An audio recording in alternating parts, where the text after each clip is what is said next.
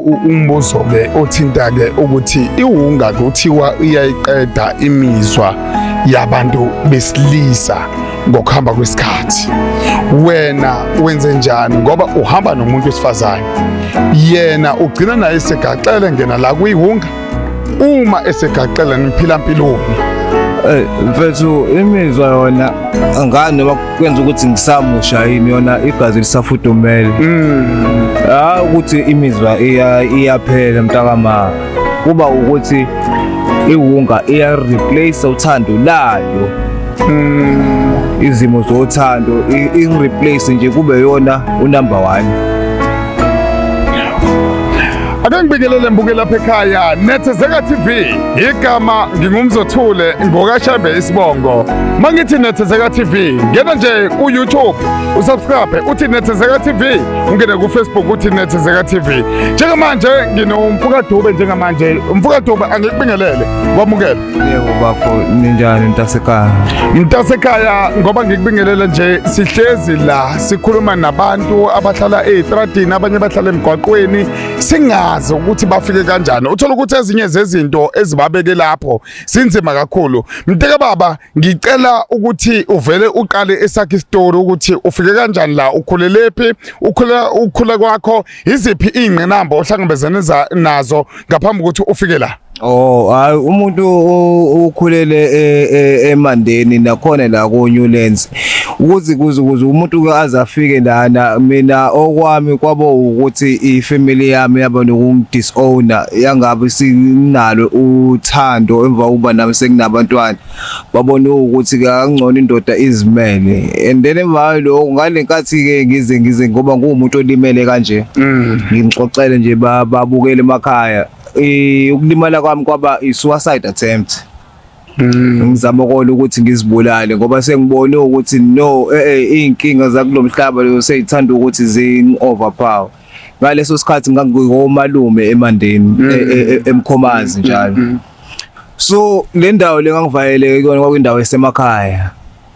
So inkinga zami zathanda ukuthi zingibhube sengalendlela lo ukuthi ngashawa i-depression. Ekushaweni kwami i-depression ngisenomntana ababili. Ngishaya i-depression kwaze kwafika isikhathi la sekuthini siqala ukuba suicidal. Ngabafonela before ngize ngithathe leso sinqumo sokuthi ngizibulala ngoba ngiyabona ukuthi uthando alisekho. Isekhaya khona yebo kodwa uthando alinamfudumali. So ngabanga wathatha amaphilisi e-depression ngawashaya esiswini kwaba ukulimala kwami. Emake amaphilisi akulimaza umlenze, hayi ukuthi wavelelwa ingozi, hayi ukuthi waba nenkinga mhlawumbe kubantu abathile mhlawumbe wadutshulwa. Ngifuna ubheka lapha. Kwakwa amaphilisi nje bethu overdraga and then emva kwalokho ngale ngathi overdrug mhlawumbe kwavuka kunye emzimbeni. Kwakulesihlanu ngabaleka ngangena ehlathini. The time ngisehlathini angibone emehlweni ngalimala lapho kumlenze. Ngakwa isabatha lonke ngangisesimeni esinjengekhoma ngaze ngavuka uNkulunkulu lo ngavuka ngesonto ekseni. Mfethu ake ngibonge ukuthi usixoxele isitori sakho. Akungitshela indaba yekhaya kuqala ekutheni ukuthi lize thathe inqumo zokuthi wena lithi awusadingeki ekhaya, indoda nendoda umayimela. Ngifuna ukubheke inkinga zasekhaya ngoba kukhona abantu ababhekene nenkinga enzima kumanje asebethathe inqumo. Wena ukulawula leso simo kuyena umuntu mhlawumbe kuba ngcono. Ngifuna ukubheka isimo sakho sasekhaya ukuthi kwaba kanjani ekhaya uze uthathe leso sinqumo. Yini eyikokuyimbangele ukuthi phuma ekhaya ungwasekhaya? Babe sembheka kakhulu uma wengane zami basebembheka amabala. Kungelula ukuthi ngihlukane nomuntu ekunezingane eziwu3. So mina khona banginikeza i-decision ukuthi sithathe ingane uhambe nina. Ukuthi ingane ziphelele ngakubona thina ke sagcina siphelele la emgaqweni. Mfethu ake ngibuye la ekuthenini ukuthi uyithathileke isinqumo sokuthi niphume. Uphuma kwenu kokuqala nasho naphi, nanithi niyapi, nanithi nophila kanjani? Saqala saba eduze kwe-complex yangakithi. And then emva le complex yangakithi kwafika le ndaba yomtapo yomlutho. Oh yeah. Izitolo zalimala. So izitolo meyilimala wasiphoqelela ukuthi siqhubekele phambili. Iphambili ke sihlukaniswa umngeni neTheku, iNewlands umngeni iTheku, sigcina siphelele khona ke la eThekwini. Manifika lapha eThekwini idakamizwa ebenibhema mhlawumbe ngasekhaya mhlawumbe uthola ukuthi uyibhemela ugwayi noma uyiphuzela utshwala uyibona idakamizwa yonke lento utshwala izidakamizwa mhlawumbe uyiphuzela utshwala nawe uyihlala nabangani bakho noma uma ningasekhaya nibhema idakamizwa iziphi idakamizwa ezakwelutha wena wazwagcina ungena kuzona. Mina mfethu ngizokuqambela amanga nani babukele emakhaya kwaba nje iwunga ayikwazi ukuthi ngifikise ubuthongo. Kwaba iwunga kwacaca ukuthi le wunga ihamba noArosto. uArosto ke uhamba nokuthi ukuze ulaphe fanele ube nemali ephaketheni njengoba nje siphila ngentando yeningi. Angidli ngisho nokudla bengakawususi lo Arosto swing. Mase ngibuza umbuzo ke othinta ke ukuthi iwunga kuthiwa iyayiqeda imizwa yabantu besilisa ngokuhamba kwesikhathi. Wena wenze njani ngoba uhamba nomuntu wesifazane yena ugcina naye segaxele ngena la kuyiwunga uma esegaxele niphila impiloni. Mfethu imizwa yona angani noma kwenza ukuthi ngisamusha yini yona igazi lisafudumele. Ukuthi imizwa iyaphela mntakama kuba ukuthi iwunga iya replace uthando lado. Izimo zothando i-replace nje kube yona unumber 1. Mangathiwa mfowethu phuma kuyiwunga njengamanje ungakwazi ukuphuma? Hayi mfethu akululanga. Yini oyidinga ukuthi ungaphuma kuyiwunga? Sengawukuthi mfethu ngithola i-counseling nale mithi ke yok-detox igazi libe clean. I-counseling yokuthi ke ngingabi sengizamile ngiphinde ngibuyele futhi emuva ngoba ihambiselana nesizungu lento mfethu. Uma ukuthi ngizofike ngiyiyeke mase emva ngijike ngiyahlala ngingenzi lutho izophinda futhi ibuye esithombeni. Umbuzo omunye ukuthi lokhu walimala unayi ID mawunayi ID wenze njani ukuze ukwazi ukuthi mhlawumbe ukube khona isibonelelo ositholayo kuhulumeni sokuthi awuhambe ngemlenze yombili?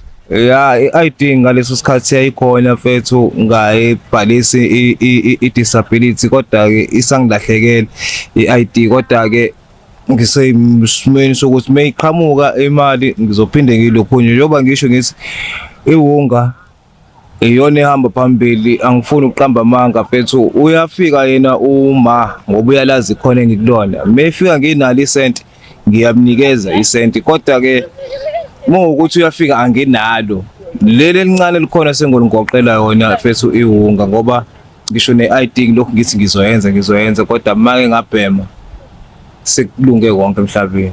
Mawusuka njengamanje ngoba sesikhulume nawe siyafika la olwandle kwesinye isikhathi sihambe nabantu sinibone ukuthi nihlala kanjani ingakho sithathe leli thuba ukuthi sikhulume nani namhlanje ngoba sifika la sifike nabantu uthola ukuthi bayaxhasa njengamanje abekho abaxhasi esingathi singakhuluma nabo.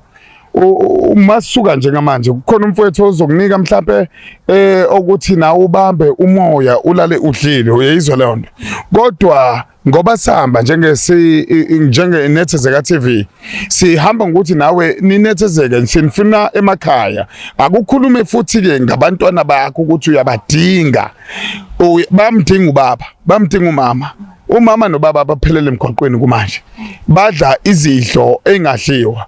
Ikuphi ongakwenza njengamanje okuyisinqumo sakho ongasithatha njengamanje phambi kwababukeli bebuka umbukeli mase eba nozwelo ekutheni ukuthi engaxhasa kulokhu esinika kona ngoba thina singakhipha u10 rand sikhipha u20 rand sikhipha u50 rand uyayibona lona kodwa uthola ukuthi asifiki la sifikele kunyelele khona ukuthi nina nilale nidlile egcineni nibulawe izona idakamizwa noma singeke sinike mhlawumbe esandleni sivele sinithengele into edliwayo sinike yona kodwa egcineni asifiki la sifinyelele khona ekutheni sinelaphe lento endlayo egazini. Khuluma ngabantwana bakho njengamanje ukhulume ngabantu ababukayo njengama TV ucele uxhaso ukuthi bona abanithise awukhulume nabo babheke ngqo namba babukela emakhaya abantwana bami yebo bona ngiyabathanda angibalahileyo njengoba ungibona nje ngisabambelele kuma wabo ngenzela ukuthi mebefika one day bengibuza ukuthi uphuma ngimkhonze eduze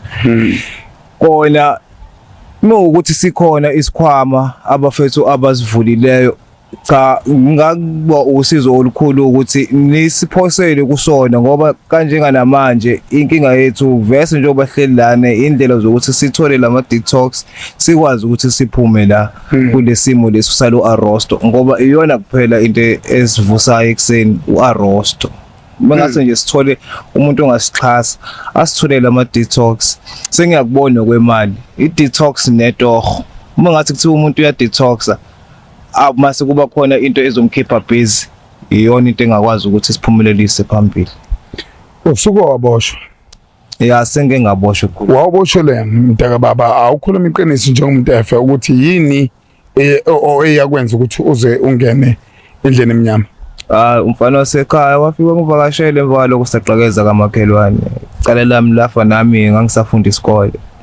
Ngaboshwa kanjalo umfana waxekeza umdala kunami waqhekeza saboshwa ngatoka lo stoko la hoxa iqala makuya ngokuthi njengamanje uyakhishwa futhi kuleli cala okulona ngoba phela ufana nomuntu oboshiwe awukwazi ukubona izingane ngendlela awukwazi ukwenza lutho ngendlela ungathini nje kumphakathi ngoba waphuma kuleli loqala kumanje ungaphuma kanjani kuleli awukhulume nje iqiniso ukuthi yini ekuhlupha kuzo zonke lezi zidakamizwa onazo into engangibheyilela kuleli indlela ukuthi ngithole indlela ukuthi ngiflash lento ku system yami ngiyikhiphe ngisho noma ngathiwa ngiyichatha ngisho noma ngathiwa ngiyiphalaza ngisho noma ngathiwa ngiyijova iyona ibheli nje engayithola ukuthi usizo nje lokuthi bafethu sithole i-detox metetoni namaphilisi okufikisa ubuthongo ngoba abufiki ubuthongo buyinkinga kunini